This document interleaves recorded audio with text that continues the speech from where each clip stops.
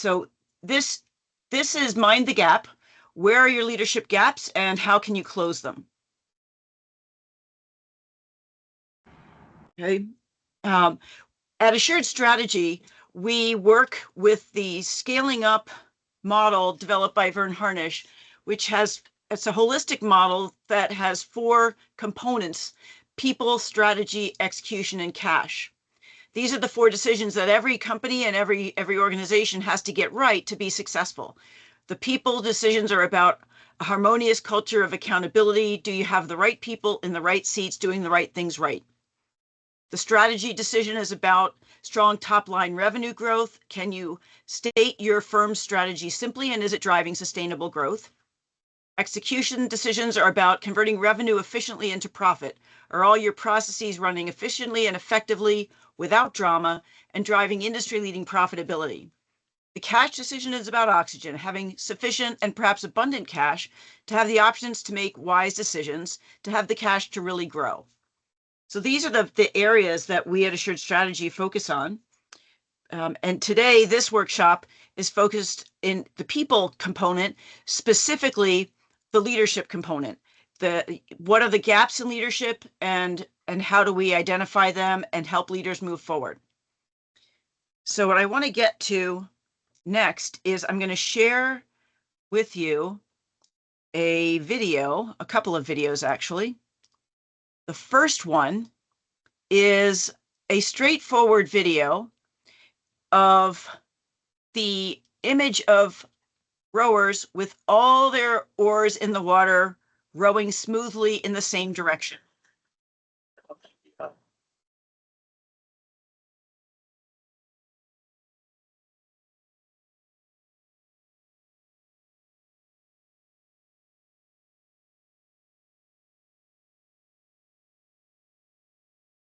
In that video, that's the German men's boat 8.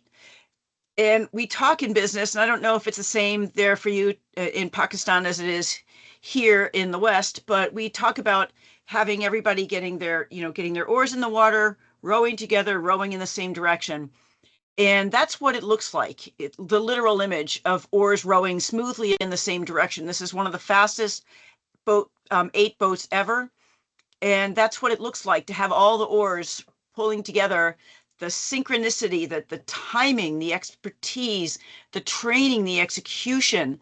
And that's all great. But if you look at the water they're in, it's really smooth water. And what we find in business today is that there's not that much smooth water. So I'm going to share a different video now. Because what we find in business today is the water we're rowing in is a little bit more like this. Are you looking to establish? Sorry, it's showing me an ad first. Let me just mute that while the ad plays through, and then we'll get to the video that we want. I thought I had taken care of that.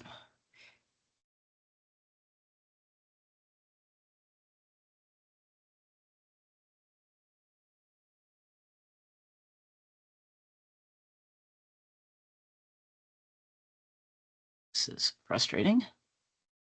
Hold on, let me stop sharing for a second and get this video working for us.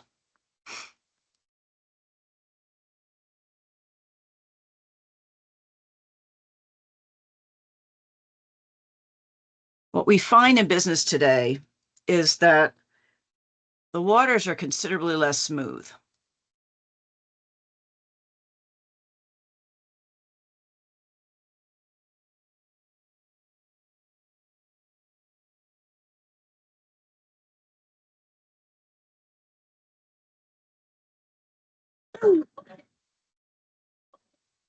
This is a big challenge. Yes, it's a big challenge. So let me share this with you. What we find is that the waters today are a bit more like whitewater rafting. And I don't know if you have much whitewater rafting where you are, but here in the US, we have a considerable amount of whitewater rafting opportunities as the snows melt in the mountains. And whitewater rafting looks a little bit more like this. We got a bump here, folks. Bump! Oh, but Jesus. Forward paddle. Guys, wet and moisty coming up. You can see it. Let's get a paddle high five to start things off. Whoa! So guys, be ready for hold on, and if not, be ready for a dip down. All right? Dippy, do it. Forward paddle. Stop.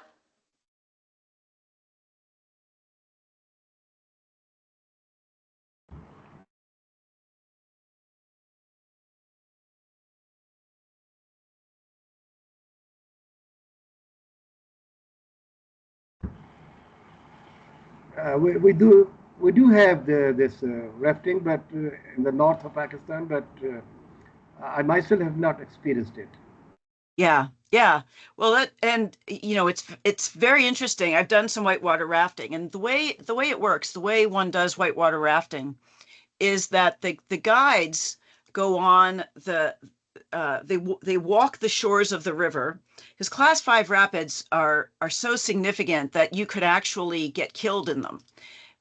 They're really intense rapids, as you can imagine, with the Sierra Nevada mountains, the Rocky Mountains, very, very tall mountains, 14,000, 15,000 feet mountain peaks, and the water's just rushing down into the rivers. And so in the spring thaw, the rivers are just plush with water, and they're just going so strong.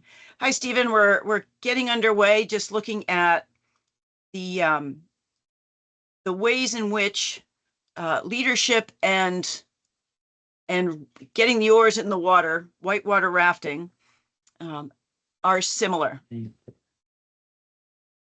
Right, so I'm just going to share this image, which and the reason that they're similar, so the kind of leaders kind of guide leaders do kind of what we do as business leaders. They walk the shores and they look at what's happening, and they get a sense of where are there waterfalls, where do we see big rocks, where do we see big changes in the current, where do we see big swirls. And so they have this sense of what they're facing. But then when you actually put your boat in the water, you hit the reality of what's really going on. And this is where leadership comes into play. So, and I don't know, Stephen, if you had much experience leading companies and doing strategy in the 90s and before. But when I was working with clients in the 90s and earlier, when you made a strategic plan, you could make a 5-year strategic plan, and in year 5, it was still relevant, right? Now, you can't make a 5-year strategic plan because, think of the strategic plans people had made at the end of 2019 for 2020. And what happened in March of 2020, right? COVID hit. Who planned for COVID? Nobody. Who planned later on in 2020 and 2021 for the supply chain disruption that was triggered by COVID and other problems? Nobody. Who planned for, nobody had global pandemic in their strategic plan, right? There's all kinds of things that happen so quickly. If you look at artificial intelligence is changing at such a rapid rate that it's almost impossible to plan for it, because you just don't know when what it's going to be like literally 3 months from now, never mind 3 years from now. You just know that it's important, right? So we are in a much more of a whitewater world than the world of the smooth boats of 8 that we saw in the first video, which Stephen, we looked at the German men's 8 rowing boats on very smooth, pristine water, all their oars in the right direction. But what was interesting about the video that we just saw, even though they were on whitewater, going over bumps, going over rocks, you notice that when the guide in the raft told them oars up, everybody put their oars up at the same time. When he tells them duck, everybody ducks at the same time. When he tells them shift to the right, they all shift. Nobody says oars up. Why should we put our oars up? I don't want to put my oars up. I had my oar down, right? When you think of your leadership and leaders in your organizations today, how often when they say oars up, do the oars actually go up? Right? Because we have all this disarray, this dysfunction, this lack of smooth operations. And Tariq, I know that you work in quality on eliminating some of that execution dysfunction, right? Getting smooth and consistent quality output from processes. But so we want as leaders all of our oars in the water, right? When you have a destination in mind in your strategic plan, you don't really know what the trip's going to be like until you're in the water. And we call that the current environment VUCA. Have either of you heard the term VUCA before? It's a term it's an acronym that was created by the US military in the 80s. And what it stands for, the letters VUCA in English, stand for volatility, uncertainty, complexity, and ambiguity. And today, that's the kind of world we're leading in. We're leading in a VUCA world where things can change suddenly without any warning. So even though you make your strategic plan from the side of the river and you're looking at how the river looks like it's going to flow, as soon as you put that raft in the water, you could be getting there's things underneath the surface that you couldn't see from the shore.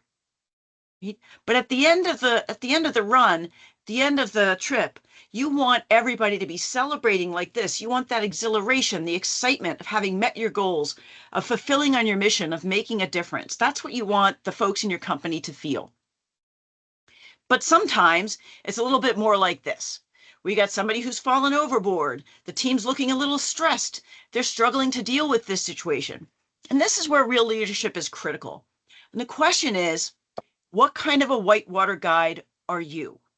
Are you the kind of guide in the raft who is surprised by the rock under the water that you couldn't see and didn't anticipate, reacting with an edge in your voice, maybe a little panic because now you got somebody who fell out and you don't know if they're injured and you're not sure how to get them back in, right? And if you're in that oh no mode, how is the team on your raft feeling when their leader, their guide, is in the oh no panic mode? Or are you the kind of guide who's scoped it out in advance, calm under pressure, when something unseen from land causes a challenge to your raft? You've never seen this specific rock before, but you've seen rocks. You know how rocks come and go along the water. You've seen waterfalls. You've seen swirls. You expect them.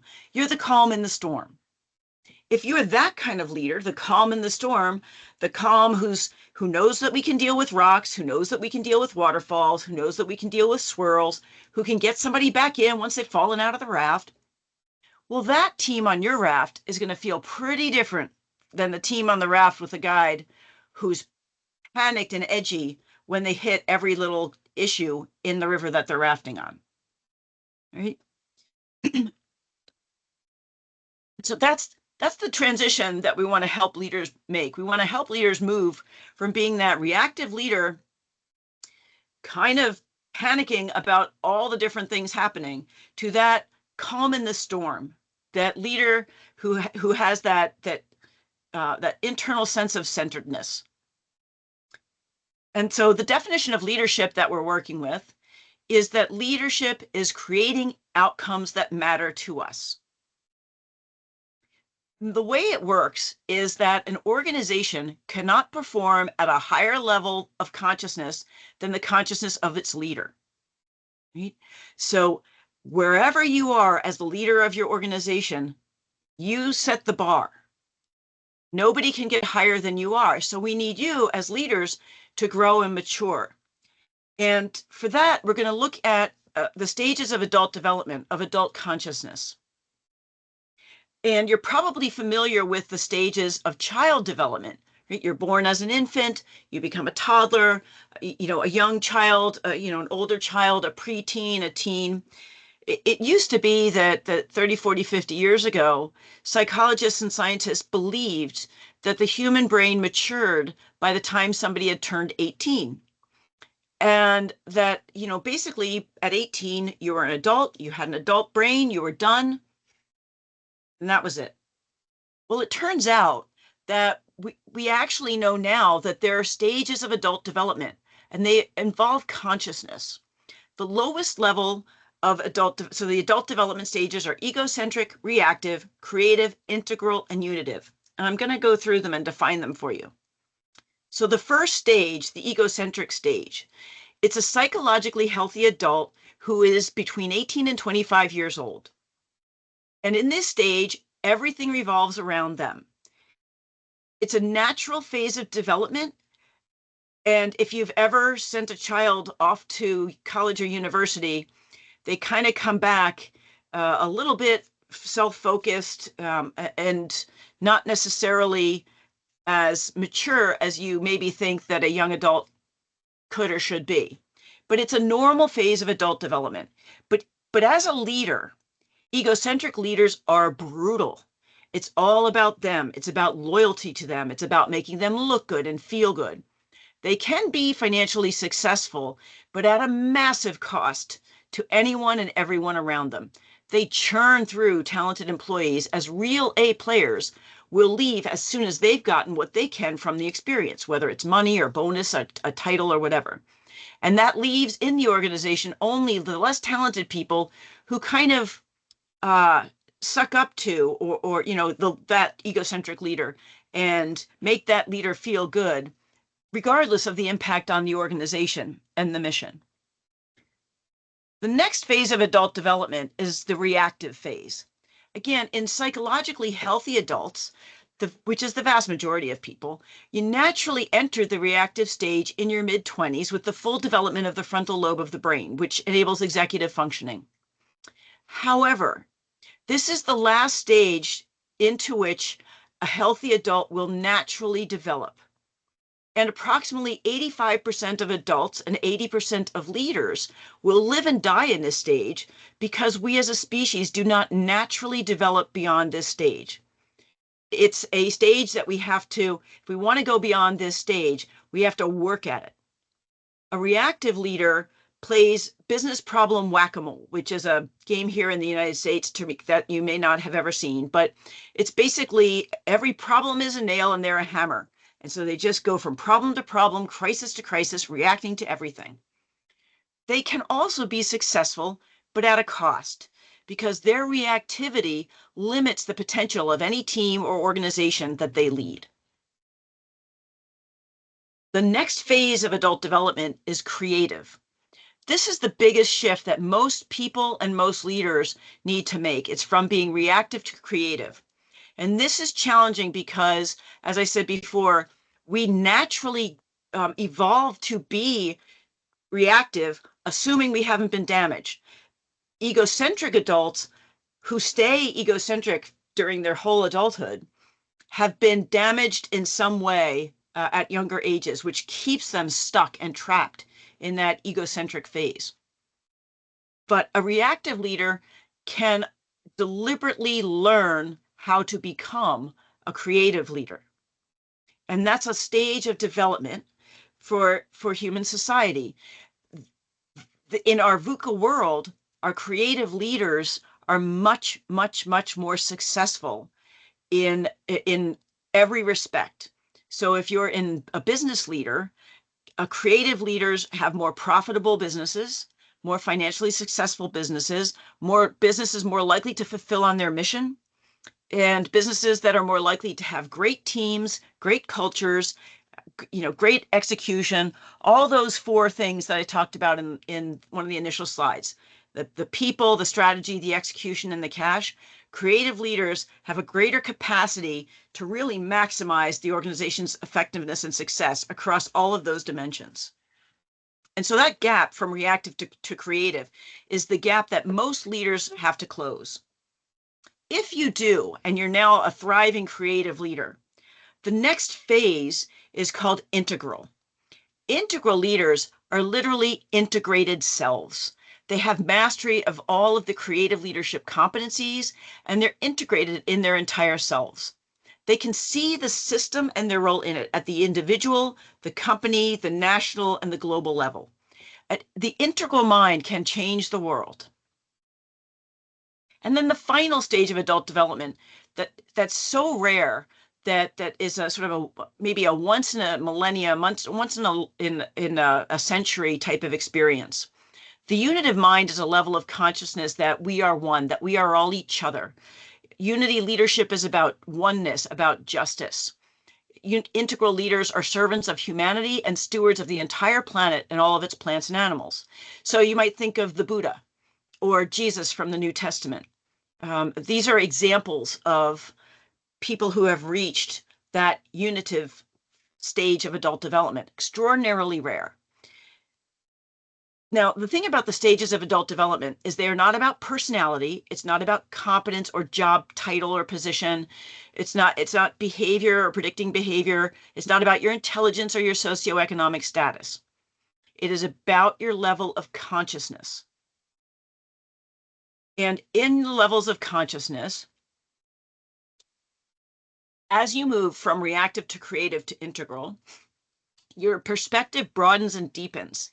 And that means your capacity grows to hold multiple perspectives, to see and create choices and fulfill them, to make meaning, to make better, more effective, more thoughtful decisions, to improve relationships, not only among people, but with effort, time, rules, authority, people, circumstance.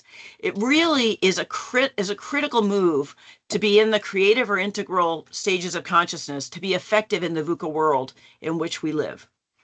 And as you can see, this is the percentage of leaders who are in these three stages. 80% of leaders in the world are in the reactive stage of adult development. 15% are in the creative stage and only 5% are in the integral stage. However, when you get in these stages, the reactive stage has only a 40% level of effectiveness as leaders, which reflects on their business success. Creative leaders have a 65% effectiveness level, whereas integral leaders have a 90% effective level. So I'm going to focus mostly on the reacting and the creating because that's where the bulk of leaders are. And please stop me if you have any questions along the way. Reacting as leaders is about containing anxiety. It's about dealing with threats. So every problem is a threat. It triggers fear, it triggers a reaction, and thus you go around and around in this circle, right? Of problem, reaction, fear, problem, fear, reaction, problem, fear, reaction, problem, fear, reaction, over and over and over again. So you're just going from one to the next, and you never really make any measurable progress towards the mission per se, because you're just really about, oh no, here's a problem, let me solve it. Phew, that one's done. Oh no, here's another problem, let me solve it. Phew, that one's done. And so you just go from problem, reaction, relief, over and over and over again. Whereas creative leaders, they're purpose driven. They have a vision, they have a passion, and that leads them to action. And so they're keeping that purpose and that perspective in mind, driven with that passion through the actions, so that even as problems occur along their way, they realize that those problems are expected. They expect problems. There is no world, no business, no leadership in which problems don't happen. You can't go whitewater rafting without hitting rocks, without hitting waterfalls, without having rapids. That's the whole point of the experience, right? In today's VUCA world, we are going to have things happen. We have to know that things are going to happen. We may not know exactly what they are, but we have to know things are going to happen. And we have to put ourselves in the frame of mind and the capability that we can manage those things that happen without losing sight of what we're trying to accomplish. And that's what creative leaders can do. And the real difference about this is with the inner voices in the heads, and not even necessarily at the conscious level. At the root level, the reactive leader is all about keeping themselves safe. How can I stay safe? The creative leader is all about creating outcomes that matter. And so it's about consciousness. And way back when in the 1900s, Carl Jung said, the reason why consciousness exists and why there is an urge to widen and deepen it is very simple. Without consciousness, things go less well. Right? And we see that very clearly in leadership. So if leadership effectiveness is determined by the gap between self and circumstance, on the right, we see the circumstance, the complexity of the world in which we live. In days gone by, we lived in a stable world with more certainty, more simplicity, more clarity, more predictability. The world today is a more VUCA world, more volatile, uncertain, complex, and ambiguous. So that requires a different level of complexity of mind. The current leadership consciousness threshold of reactive doesn't allow the ability to deal with the VUCA world that we're in. The VUCA world puts a greater demand on the complexity of the mind. And so this is the developmental opportunity, the leadership gap, both individually and collectively as a leadership team.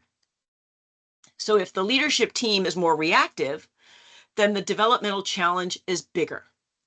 If the leadership team is more creative, then the development challenge is smaller, right? And so those are the gaps we're trying to address. When we experience the world as too complex, moving too fast, we're just overwhelmed all the time. We're not just experiencing the complexity of the world. We're experiencing a mismatch between the world's complexity and our own at that moment in time. And there are only two logical ways to address this mismatch. One is to reduce the world's complexity, which is extremely unlikely, and the other is to increase our own, which is much more likely. We have a much greater capacity to increase our own ability to manage complexity by managing our own adult development into that creative and then integral stages of maturity. So those are our two choices. We can face reality about our current level of leadership and where we need to go, or we can ramp up our delusions and say, oh yeah, we've got great skill at avoiding reality. Well, how do we do this? Well, here at Assured Strategy, we use a 360 assessment tool called the Leadership Circle Profile. Do you guys know about 360 tools? Have you ever heard of them or used them before? All right, well, assuming that the answer is no, a 360 assessment is based on ratings that the leader completes for him or herself, their boss, if they have one, or board of directors members completes, any peers, direct reports, and then others at other parts or other levels of the organization, and other key stakeholders. The information, the feedback is all confidential. It highlights any gaps in awareness of self and impact on others. It focuses on the development of key competencies, identifies strengths on which to build, shows the impact of your leadership style on others, and provides a foundation for the ongoing coaching and development as a leader. And so the leadership circle profile is a snapshot of you as a leader, where the self scores in this circle, so when you do the leadership circle profile, if you do it with raters, you get your own report that looks a lot like this. You're in the circle. The self scores are the bold lines in each of the little pie slices. The raters combined scores are the shaded area in the little pie slices. And what you see are any gaps between how the leader thinks of him or herself versus how the raters see them.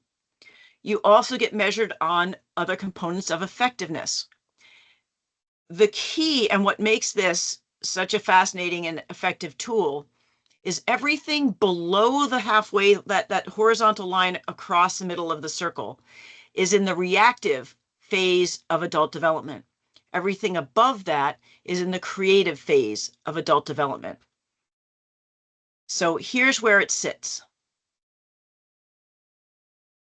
Right? So we've got the phases of adult development, and here's where the leadership circle profile sits. Right smack in the middle between the creative and the reactive. So you can see what your opportunities are. And the other thing that it does that I really like is it compares the individual to all of the other leaders on all 7 continents who've been contributing to the data pool, so that you get a percentile score on each of the pie slices for where you are compared to the rest of the leaders who've ever taken the instrument. So you get not only the 360 feedback that you would get with any 360, but you also get your position relative to your own phase of adult development and your score relative to the other leaders in the world who've used this tool. And we've worked, this tool has been used literally on all 7 continents. Even in Antarctica, with organizations that are in business down there. So the idea is, let's look into see out. To be effective at leading any level of change in an organization, leaders have to be able to look into themselves and know the extent to which their own leadership behaviors are responsible for the problems in the organization. And I like to say it as, you as a leader, you are bringing to life all the problems you have exist because of your unique leadership profile. A different leader in the same circumstance would create a different set of problems based on his or her leadership profile. You are literally manifesting your leadership challenges in the organization in the form of the problems and challenges. Because the things that you're good at, the things that you're great at, they don't typically show up as big problems in the organization. If they happen, you deal with them because you're good at that, or you're good at preventing it, so they don't even show up. So what we see in problems in organizations is the manifestation of the leader's challenges as leaders, as people. And so that's where we use the leadership circle to look at rather to moving leaders from problem reactive to outcome creative. To do that, we take people through the reactive tendencies exercise. So when we look at a score, and I'll give you a link to do a self-assessment at the end of the workshop so that you can do your own self-assessment and see where you believe you are in with respect to this tool and the competencies and the reactive tendencies. But you want to think about, what is your highest reactive tendency? How did that come to be? What are your observable behaviors when you're in that mode? How does it feel? How does it feel in your body? How does it feel emotionally? What are you doing when you're in that reactive mode? What is your primary motivation when you're in that reactive mode? And how does that undermine your highest creative strengths? How does that undermine your ability to reach that promise, to fulfill on that mission, to meet your purpose? And what I will say about the reactive modes is there are 3 main categories: complying, protecting, and controlling. And in all of those categories, the reactive mind is a naturally developed adult state of being. There are great strengths that exist there. What we need to do is take those great strengths and learn how to use them with a creative mind. How do we use these? And so what I like about this slide is it shows some of the potential in each of the 3 reactive mindsets. Right? So if you're controlling, some of your gifts are the ability to focus on continuous improvement, the ability to accept yourself and others in an as is. Like the news is the news. You want outstanding results. You have energy. You have drive. You're persistent. You have the integrity to do what's needed, even if it's hard. It's the seeds of visionary leadership are in that phase, right? And each of the 3 phases similarly has gifts. And what we want you to do is deploy those gifts in a more creative and effective mindset as leaders. The gift is not trapped in the reactive mindset with you. The gifts are there, and now we want to harness your gifts as creative leaders. So it's really about the ability to be more conscious, to have more choices, to know that the interplay between the inner game in your own development and the outer game, what you manifest as a leader and as a human being. It's that shift from reactive to creative. And so this slide shows on the left-hand side, the top 10% in business performance globally have leadership profiles that look a lot like this. They've moved, they've learned and grown and put the effort in to developing from reactive to creative leaders. Whereas the bottom 10% in business performance are still in that reactive frame of mind, that reactive mindset. And that's not necessary. It's a natural, normal phase of development. Young leaders in their late 20s and early 30s are naturally there because they've aged there, and that's where their own brain maturity and adult experience has taken them. But they need to put the effort into enhancing their own consciousness so that they can move from reactive to creative. Because it's a shift in consciousness to let you harvest the gifts and transcend the limitations of the reactive phase of mind. And when you do that, when you do the self-assessment, I say when, not if, because I invite you to do the self-assessments, and feel free to contact me afterwards if you do it or you want to do the full 360. But if you do the self-assessment, what you'll want to do and think about is, how do I plan for my own development as a leader in light of this information? Right? And so you don't want to obsess about what you don't like. If you do the full 360, you don't want to obsess about responses from your raters that you don't like. The news is the news. It is what it is. This is how people see you. It's only a question of whether you know it or you don't know it. It's not a question of how they see you. You also don't want to boil the ocean. You want to pick one big thing to work toward, right? And you want to select 2 supporting behaviors. What do you want to start doing more of and stop doing or do less of, right? So you want to start doing and stop doing with respect to that one big thing. And you want, if at all possible, to declare it to the people with whom you're working, because that allows you to ask them for support. You're trying to improve as a leader. They're the people who see and experience the impact of your leadership. Invite them to help you learn and grow as a leader. And continue to explore the underlying beliefs in your reactive tendencies. What are the underlying assumptions? So I'll give you a couple of examples of one big thing that people can work towards. So here's one about being authentic in meetings and conversations. I will be courageously authentic in meetings and conversations. I will unify my team around a common purpose and strategic focus. I will foster my leadership team's development by giving timely, constructive feedback regarding their leadership behavior. So these are the things that that this person wants to do. So what they're going to stop doing, they're going to stop engaging in behaviors that limit the degree of their leadership, right? And they're going to start doing behaviors that would be observable if they were leaning into these skills. If they were really great at this, what would it look like? How would they be? What would be observable? So, for example, if I want to be courageously authentic at meetings and conversations, I might start speaking up about my concerns when I believe a plan or idea won't work, even if it makes other people uncomfortable.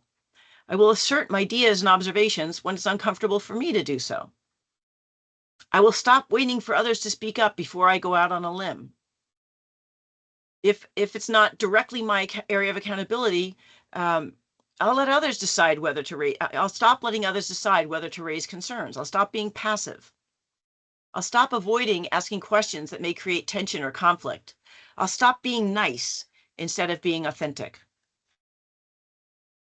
Here's another example.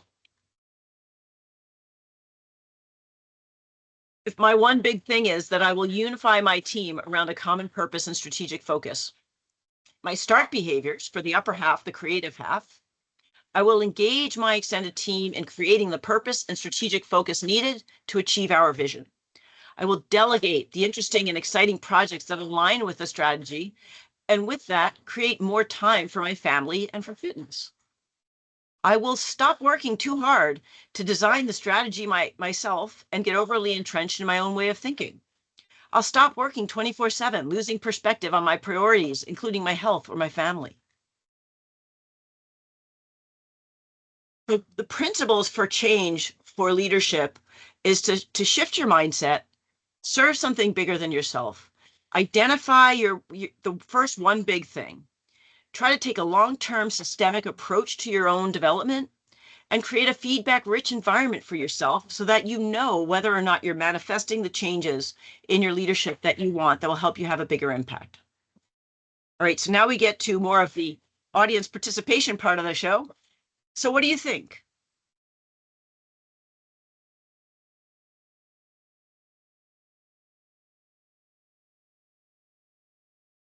I thought it was really good. Good insight. Good ideas. Awesome. Um, Thank you. I think as technology is changing very rapidly, I think that there's more need for leadership and applying what you said to help direct teams to deal with the rapid evolution. Right. When we think of AI, for example, and not even like AI, but just just the whole economy in general. With the way companies are becoming more try to automate more things and try to stay up on technology and just continue to improve those leadership principles. Right. Right. Um, I think, I like you know that. said, like you don't see that anymore, where what you planned 5 years from now is going to be the same plan in 5 years. Like that's Right. That's really impossible. very rare, yeah. And It's just they've impossible. changed the whole project management methodology. I mean, it's not even like the waterfall is slowly, Right.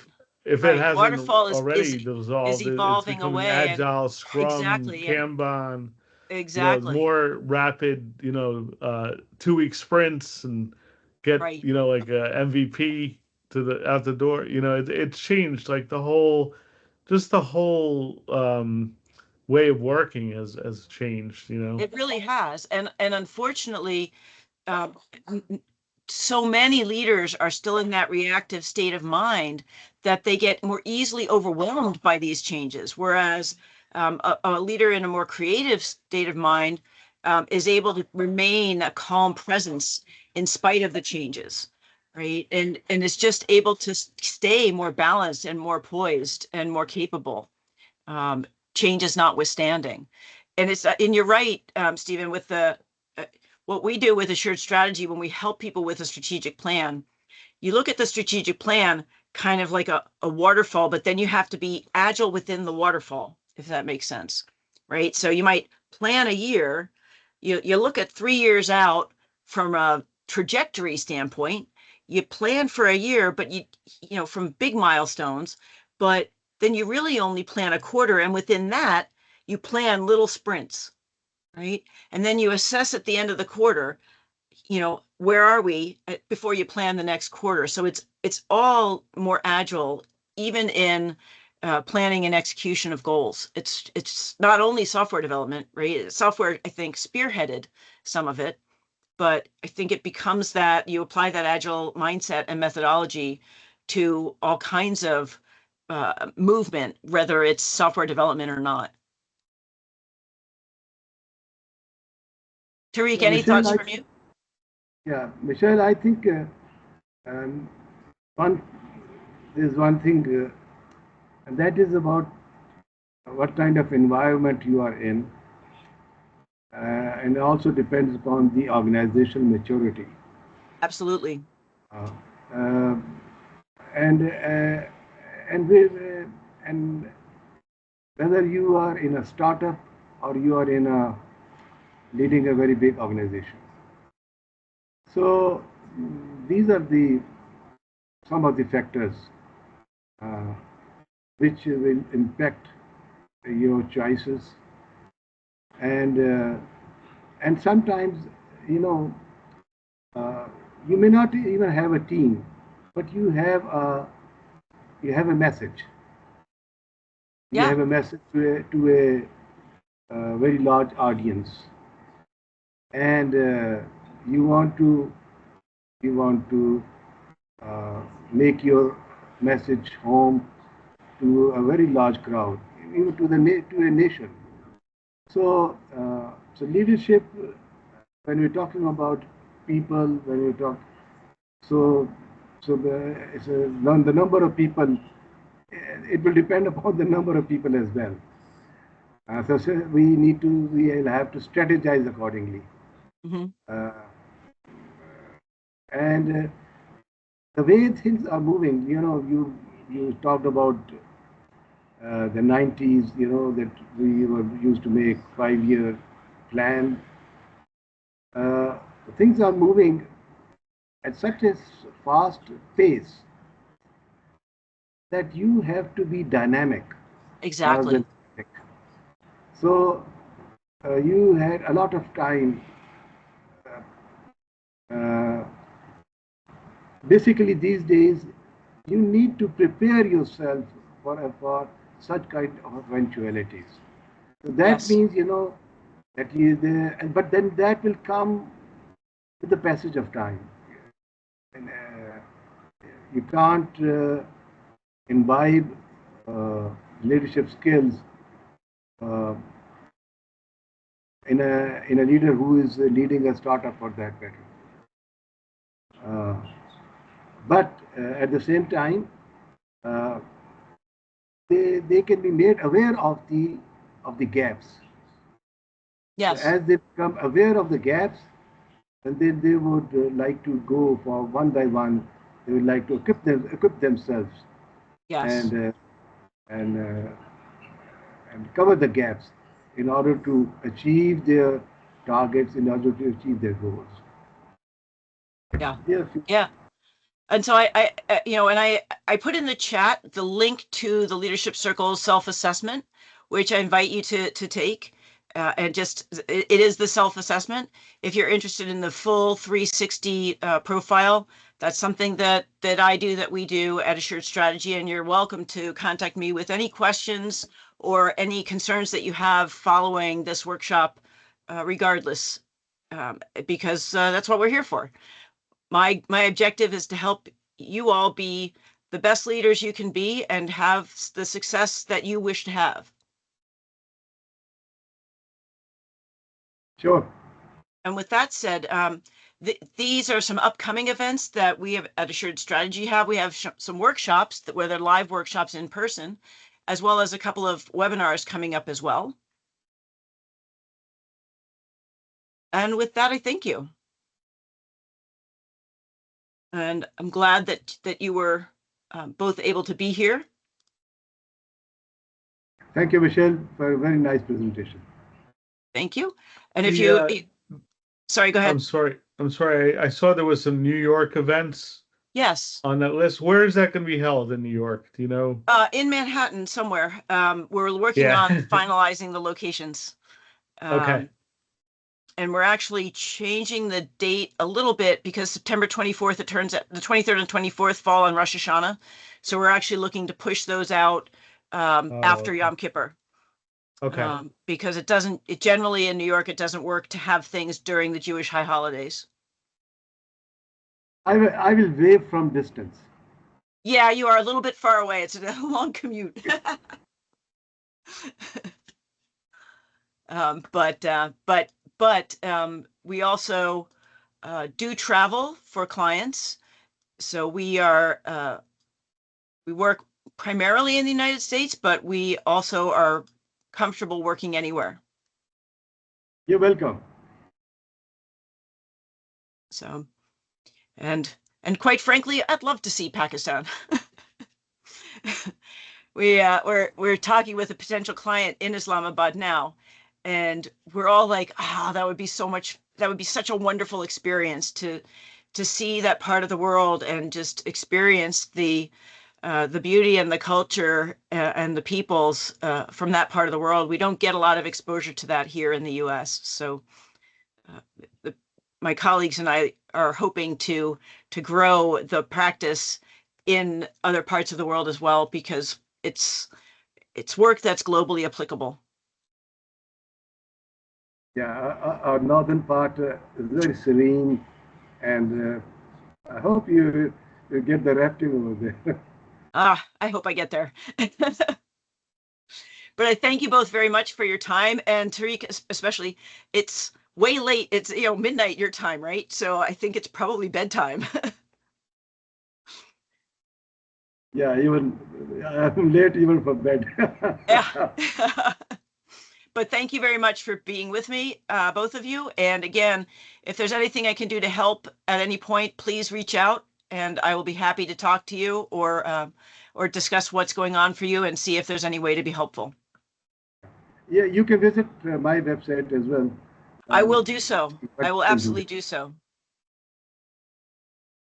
both of them actually, the THOQ and the CNI, Tariq. It's basically the houseofquality.com. Okay, great. Thank you. All right. Well, thank you very much. And that is the end of our program. So I'm grateful to both of you for having been here, and I hope to have the opportunity to interact with you again in the future.